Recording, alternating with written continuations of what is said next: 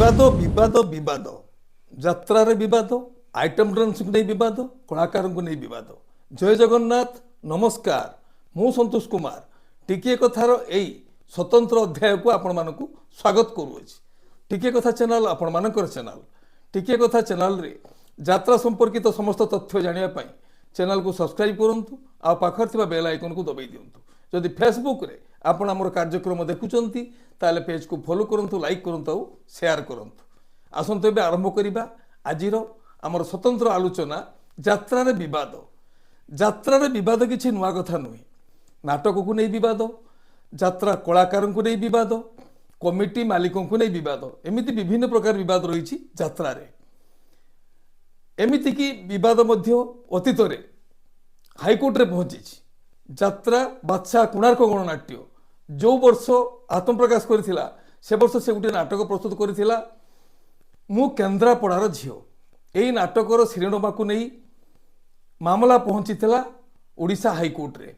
शेष रे से नामर जय होता हाईकोर्ट हृदबोध करथिले जे ये मु केन्द्रापड़ा झील नाटक केमती किसी खराब जिनस नाही आउ से नाटकटी को से क्लीन चिट देइथिले, से शिरोनामा को मध्य क्लीन चिट देइथिले।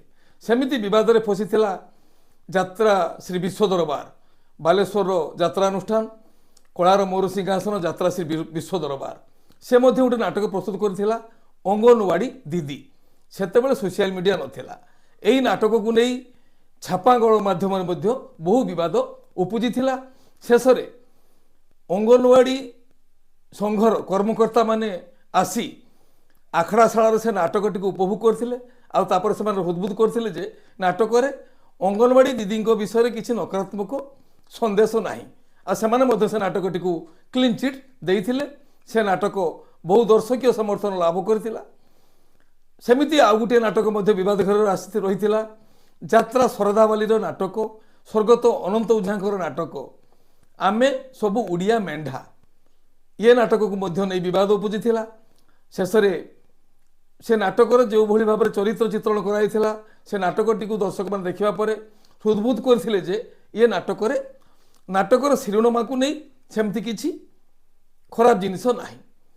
चलित यात्रा वर्ष नुआ करी यात्रा मैदान को आसीथिबा यात्रा सिंहबाहिनी नाटक प्रथम नाटक बड़ बेदरदी कला सात नाटकटी को रचना करथिले वर्तमान चर्चित नाट्यकार वरिष्ठ नाट्यकार डॉक्टर दीपक जेना आउ निर्देशना भार संभाली जगन्नाथ प्रेमी दिनेश दास संगीत रे वैद्यनाथ दास। ये नाटक जेतेबेले मंचस्थ होइथिला मंच उपरे सेतेबेले कौनसी प्रकार विरोध सृष्टि होई नथिला। प्राय वर्तमान सुधा से नाटकटी 25-26 कैंप रे प्रस्तुति हो सारी 25-26 राति प्रस्तुत परिवेशन हो सारी प्राय 10-15 कैंप रे प्रदर्शन होला परे सोशल मीडिया रे गोटे दृश्य को नहीं विरोध भाव सृष्टि होइतिला। जगतर नाथ जगन्नाथ महाप्रभु जगन्नाथ को जड़े जे ये नाटकर खल नायक भूमिकार अभिनय करथिबा अभिनेता कान्हा स्वाई विवस्त्र करथिले मंच उपरे तापरे गोटे गामुछारे बांधी नेला परी नैथिले। दर्शक माने हजम करि पार नथिले। बहुमात्रा रे विरोध सृष्टि होइतिला सोशल मीडिया रे नाटक को नहीं।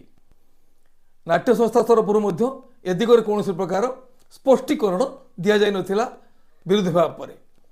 एमिति किछि दिन चलला परे शेष रे सोशल मीडिया देखा मिलिला एक न्यूज चैनल रे नाट्यकार निर्देशक एवं प्रयोजक दर्शक मान सामने स्पष्टीकरण रखुचंती जहाँ ता एक भल वातावरण सृष्टि कला।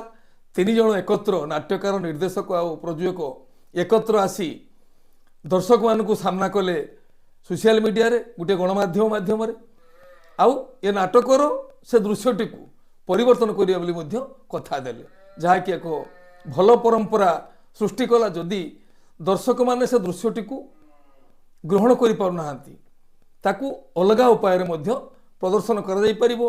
बहु वाद विवाद परे से नाटकर से दृश्य को स्थानांतर कराई। सेमिति यात्रा रे आउ एक विवाद आइटम डांस को नहीं। एमिति एई आइटम डांस को नहीं गत यात्रा वर्ष रे कलाकार माने आंदोलन करथिले आइटम गार्ल को मंच उपर को चढ़ाई न देवाई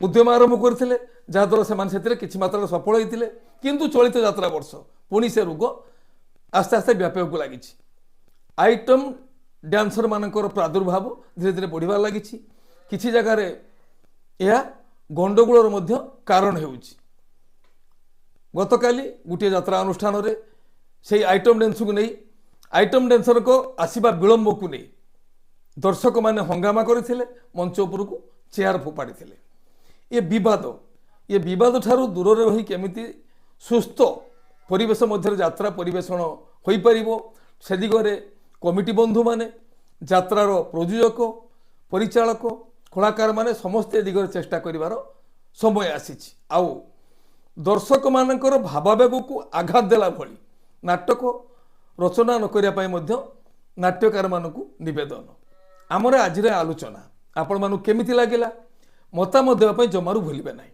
वर्तमान पई रहउछि पुणी यात्रा संपर्कित किछि नुआ खबर को नहीं मु पुणी आसीबी आ एक स्वतंत्र अध्याय रे सेतबेले पर्यंत विदाय दियंतु नमस्ते जय जगन्नाथ।